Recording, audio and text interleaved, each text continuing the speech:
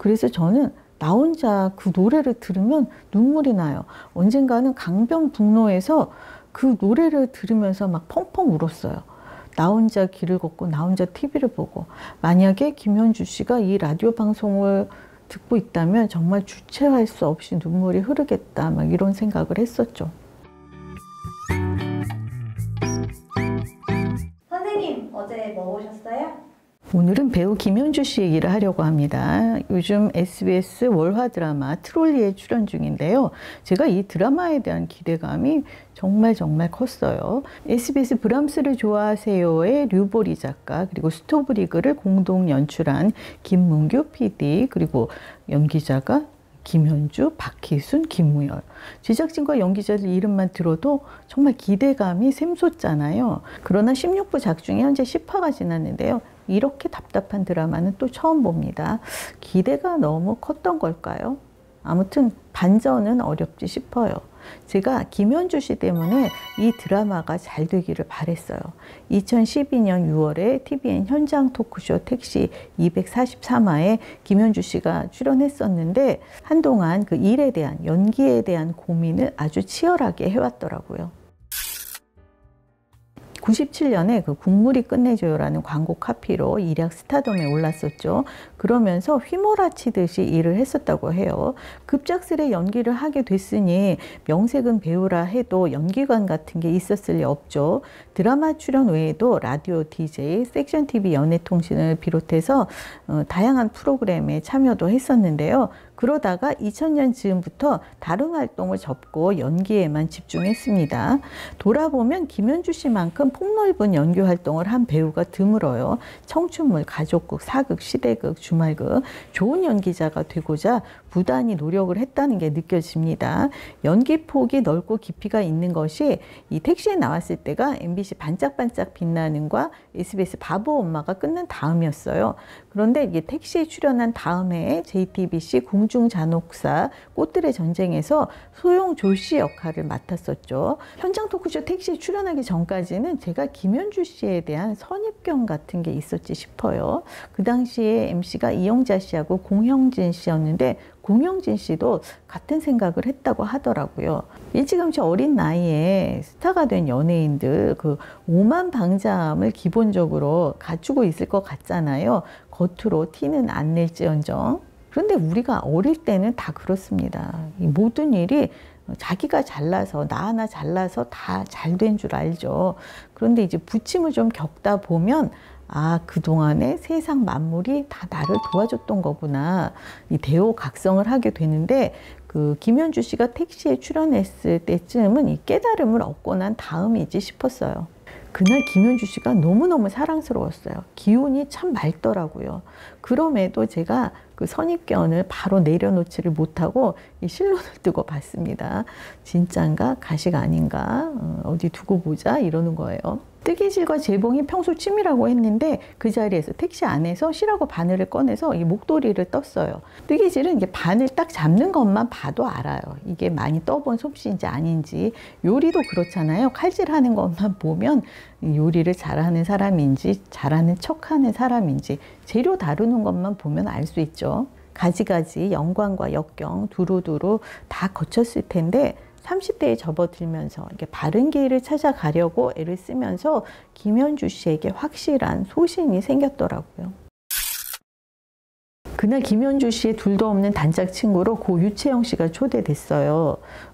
남자친구보다 내 마음을 더 잘 알아줄 친구라고 소개하더라고요. 만약에 뒤통수를 치더라도 나는 다 용서를 할 것이다, 이렇게 얘기를 했어요.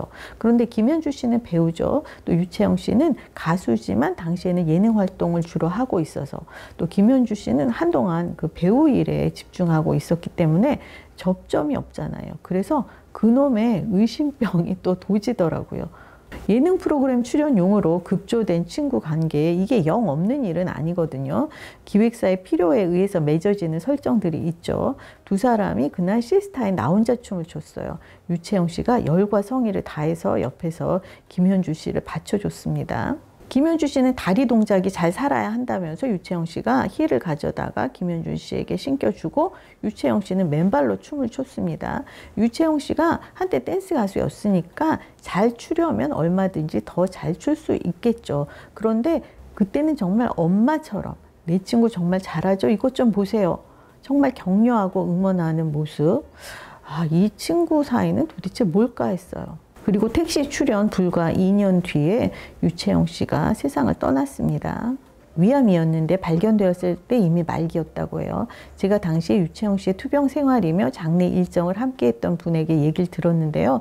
투병 과정에도 극진했죠. 그런데 마지막에 입원을 했을 때는 김현주 씨가 바로 달려와서 임종까지 내내 자리를 지켰다고 합니다. 지켜보는 사람들이 감탄할 정도였대요. 연예인이 아니어도 달려와서 며칠씩이나 자리를 지키면서 간호를 한다는 게 말처럼 쉬운 일은 아니죠. 그런데 유채영 씨가 가수잖아요. 그럼에도 가수들의 무관심, 외면이 아쉬웠다고 하더라고요. 유채영 씨가 쿨 원년 멤버였죠. 그런데 리더 이재훈 씨가 마치 남의 집 문상하듯이 와서 발인 날 운구해 줄 사람이 부족하다 이러면서 부탁을 하니까 청바지 입고 와서 안 된다면서 거절을 했다고 해요. 그 검은 양복은 그 자리에서 장례식장에서 빌릴 수 있잖아요. 이거는 좀 성의 문제이지 싶어요. 발인 그 장면이 기사로 나왔는데 사진을 보니까 그날 그 운구에 참여한 연예인은 김경식 씨, 김창렬 씨, 김장호 씨 뿐이었어요. 그리고 운구 행렬을 김숙 씨가 따라가고 있더라고요. 박미선 씨 그리고 송은희 씨는 그 마지막에 그 김현주 씨하고 함께 가족들과 임종도 같이 했다고 합니다. 지난 영상에서도 말씀드렸지만 이렇게 방송의 진심은 이제 나중에 시간이 흐른 뒤에 드러나는 건데 이재훈 씨가 나중에 어떤 방송에서 유채영 씨를 그리워하는 듯한 발언을 해서 제가 보다가 뭐야 했어요.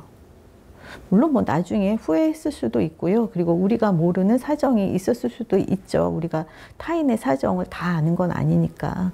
그런데 유채영 씨 빈소에 유재석 씨가 일찌감치 들렀대요. 조문을 한 다음에 지금 이 촬영이 있어서 가야 하는데 나중에 다시 들르겠다 하더래요. 빈말이려니 했는데 나중에 진짜 다시 왔다고 합니다. 그 런닝맨 멤버들을 다 이끌고, 그러니까 조문을 왔을 때 좀 분위기가 썰렁하니까 런닝맨 멤버들과 함께 다시 온 거겠죠.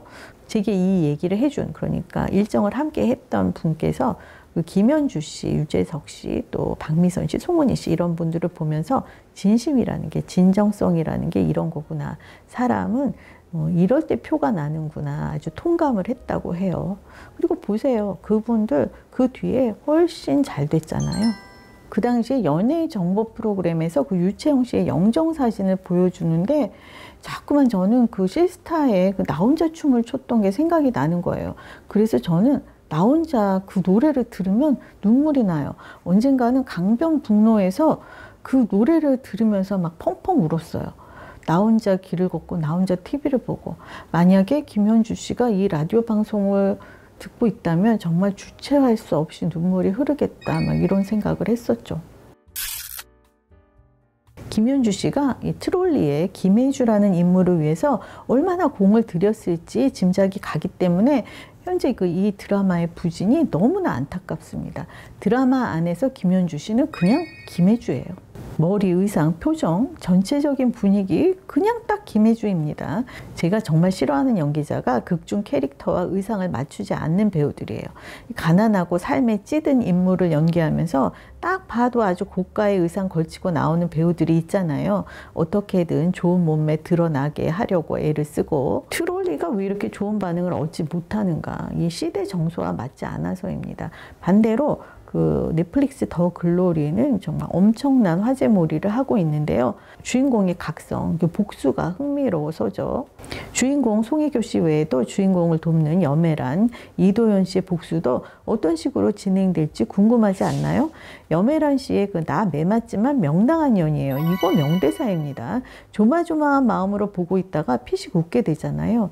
트롤리는 이처럼 숨 쉴 곳이 하나도 없어요. 설명이 이렇게 나와 있어요.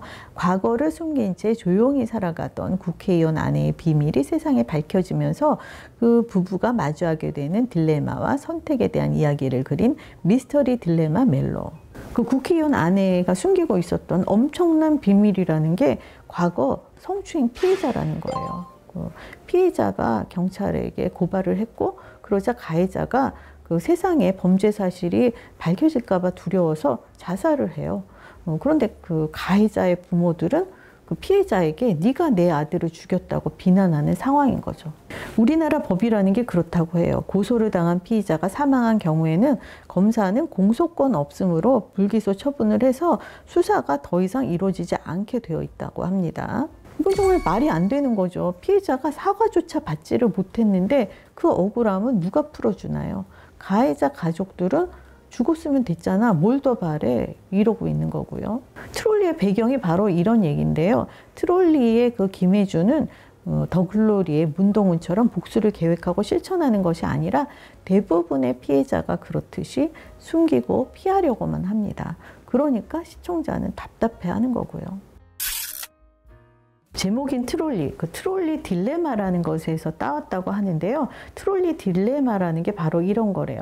맹렬히 달리는 열차가 있어요. 그런데 브레이크가 고장 났습니다. 계속 달리다가는 앞에 그 선로 위에 인부 5명이 죽게 되어 있어요.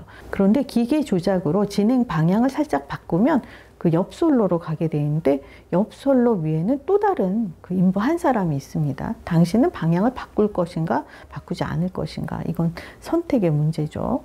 우리가 나란히 일하는 사람을 잘 뽑아야 하는 이유는 바로 이 선택을 하는 자리에 있기 때문이에요. 그래서 기획 의도를 보고 이 드라마가 어떻게 풀어가려나, 어떤 답을 하려나 기대를 했었는데 지금 모양새로 봐서는 뭐 반전은 없지 싶습니다. 우리는 오늘 뭐 먹을까, 오늘 뭐 입을까부터 시작해서 5만 가지 선택을 하면서 살아갑니다. 앞으로 아주 큰 배우로 성장하지 싶은 김현주 씨가 늘 지혜로운 선택을 하기를, 그리고 저 역시 테레비평을 위해서 올바른 선택을 하기를 구독자 여러분께서 기원해 주시겠죠? 저도 여러분을 위해서 기원하겠습니다. 올 한 해 댁내 모두 무탈하시기를 기원하겠습니다. 여러분 새해 복 많이 받으세요.